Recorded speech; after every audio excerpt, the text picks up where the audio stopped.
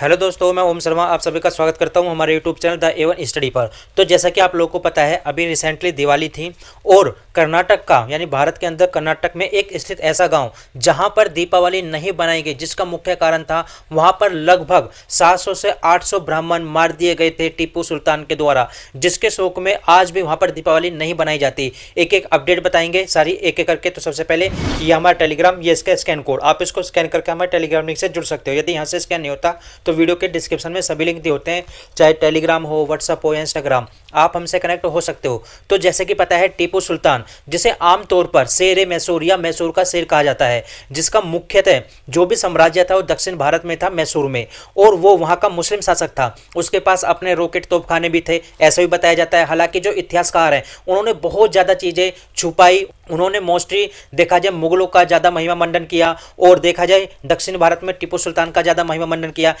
इनके बारे में बताया जाता है कि इनका जो जन्म हुआ था वो 1 दिसंबर 1751 को हुआ था, जबकि काफ़ी जगह बताया जाता है कि 20 नवंबर 1750 को हुआ था। लेकिन इनकी जो मृत्यु हुई थी 4 मई 1799 को हुई थी। अब देखा जाए, जो ब्राह्मण है, ब्राह्मणों को वहां पर फांसी पर लटका दिया गया था एक विलेज के अंदर। टीपू सुल्तान से वो लोग आज भी नफरत करते हैं। और यदि देखा जाए, ये जो चीज़ है इतिहास के अंदर मेंशन ही नहीं की गई, मतलब इतिहास से वो चीज़ें छुपा ली गई कि जो अय्यर ब्राह्मण थे, वो भी कहाँ के, कर्नाटक के मेलकोट से, उनको ये कहानी सुनाई जाती है। आज भी वहाँ के लोग ये कहानी सुनाते हैं, अपनी जनरेशन को बताते हैं। और देखा जाए, बहुत सारे जो आर्टिकल है, न्यूज़पेपर है, उसमें इस बात को कवर भी किया गया था। हालांकि देखा जाए, ये जो मुद्दा आया था, ये मुद्दा आया कब था, तो अब से 2 से 3 साल पहले आया था, कि जब वहां पर कांग्रेस की सरकार थी, वहां पर कांग्रेस की सरकार द्वारा टीपू सुल्तान का वहां पर महिमा मंडन किया गया, उसकी जयंती बनाने की बात की गई। हालांकि बताया जाता है 20 नवंबर को उसकी जयंती बनाई जाती है, लेकिन कांग्रेस सरकार ने तथ्यों को जानने बिगाड़ी 10 नवंबर को वहां पर छोटी दीपावली के दिन, उस समय छोटी दीपावली थी, वहां पर बनाने का फैसला लिया कि टीपू सुल्तान की जयंती बनाई जाएगी। उसके बाद में ही विरोधाभास शुरू हो गया, वहां पर दंगे शुरू हो गए थे, ऐसी काफी ज्यादा न्यूज थी। आप यदि यहां पर देखें, जो टीपू सुल्तान है, उन्होंने लगभग 700 ब्राह्मणों को फांसी पर लटका दिया गया था। हालांकि बताया जाता है कि 700 के स्थान पर काफी न्यूज़पेपर 800 भी बताते हैं इस चीज को लेकर।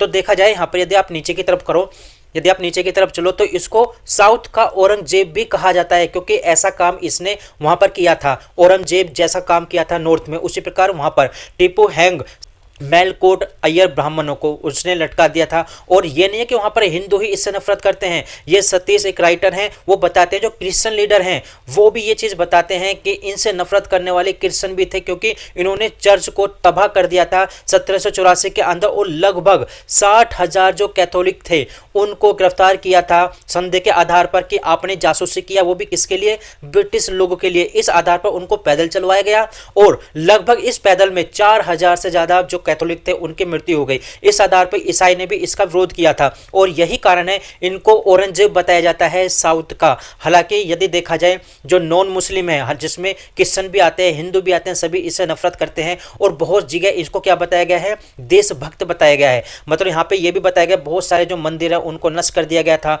जो चर्च थे उनको भी नष्ट कर दिया गया था। और यही कई ज़्यादा जो किताबें हैं उनमें ये चीज़ बताई जाती है कि इनको देशभक्त की उपाधि दी जाती है, फ्रीडम राइटर कहा जाता है, फ्रीडम फाइटर कहा जाता है। लेकिन ये बिल्कुल गलत है। वहाँ पर बताते हैं कि ये एक देशद्रोही था और इन्होंने जो विदेशी लोग थे भारत पर आक्रमण करने के लिए बुला लिए थे। हालांकि ये चीज़ें जो वास्तविक जो वामपंथी इतिहासकार है उन्होंने ये चीज़ें छुपा ली थी, वो बताई नहीं थी। लेकिन ये बताया जाता है कि आज भी इन चीज़ों के सबूत जो भारत के इतिहास की लाइब्रेरी होती है उसमें अभी भी ये दफन है, उसमें अभी भी छिपे हुए हैं। लेकिन कुल मिलाकर आप यहां पर देख सकते हो कि हाँ, यहां पर ब्राह्मणों को मारा गया था और इसी कारणवश दीपावली वहां पर नहीं बनाई जाती, क्योंकि ये वो समय था जिस समय दीपावली आती है। और उस समय ब्राह्मणों को वहां पर मारा जाना, काफी ज्यादा ब्राह्मणों को वहां पर मार दिया गया था, और उसी के शोक में वहां पर दीपावली आज भी नहीं बनाई जाती। और यही बताया जाता है कि वहां पर बहुत ज्यादा जो लोग हैं, वो आज की भी जनरेशन है, वो टीपू सुल्तान से वहां पर नफरत करती है। दूसरी तरफ आप देखें तो टीपू सुल्तान की वो तलवार है जिसके बारे में ये बताया जाता है